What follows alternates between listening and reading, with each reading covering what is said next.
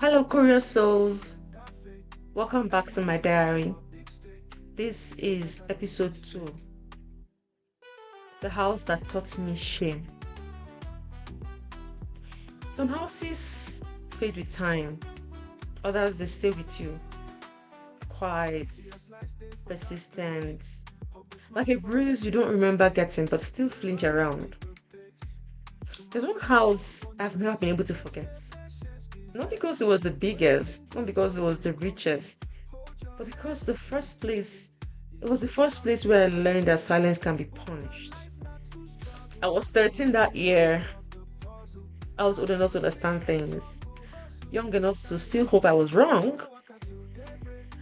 Oma was 9. She still cried easily then, still asked questions out loud. She still believed adults when they smiled. My mom had been hired to clean the house twice a week. It was a pretty neat place, too neat actually. The kind of neat that makes you nervous because it feels like it's a test you don't know you're taking, you know. As usual, we entered through the back. The woman of the house met us in the kitchen. She spoke loudly, slowly, like volume would fix what she believed was broken. My mother nodded, she signed, she gestured. Her hands moved quickly, politely. She smiled when appropriate. I stood beside her and Oma clung to my arm.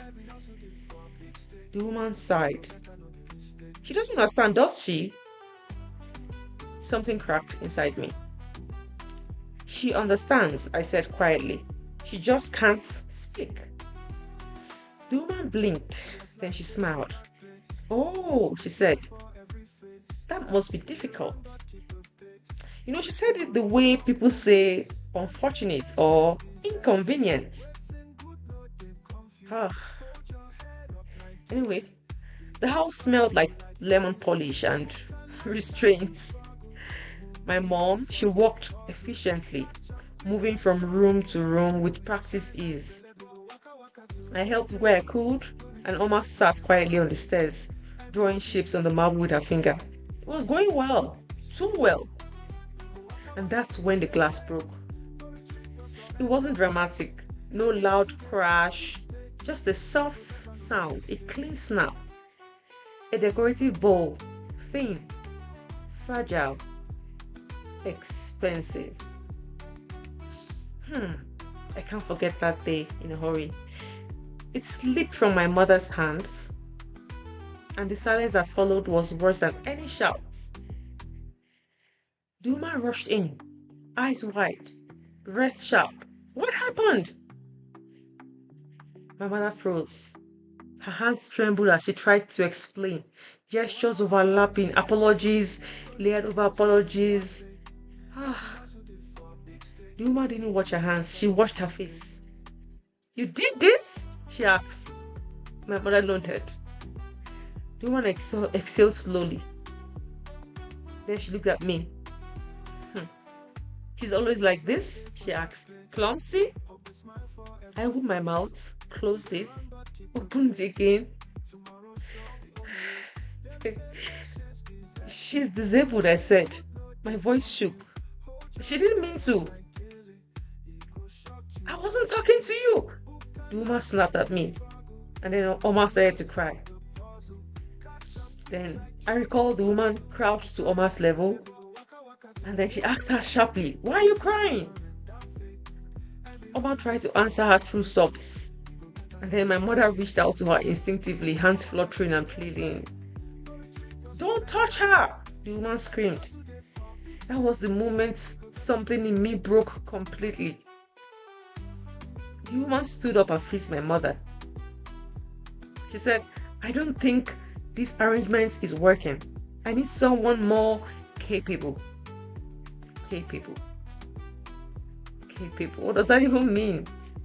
My mom was one of the best hands at her company, because she did the best job when it came to cleaning. She cleaned right down to the last detail. My mom nodded again. She smiled, apologized, signed her apologies. She bowed her head. Honestly, I hated her for that bow most times. I hated myself more. Eventually, we left through the back door, of course, and my mom kept apologizing with her hands the entire walk home. To us, to the air, to the world. And Oma cried quietly. Her shoulders shook. She kept asking if it was her fault. I didn't answer. I couldn't. That night, I recall I laid awake replaying everything. The look on the woman's face, the way her voice hardened, the way my mom shrank. That was the night I learned something important. That silence doesn't really protect you. It actually invites cruelty. And poverty doesn't make you invisible, it makes you available. So, truthfully, that house didn't just scar me, it taught me anger. It taught me restraint, but it taught me how to swallow my words before they could get me punished.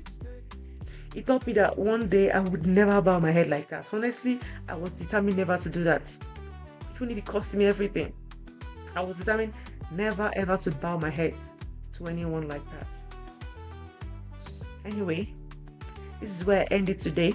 Till next time, my people, life, lessons, and everything in between.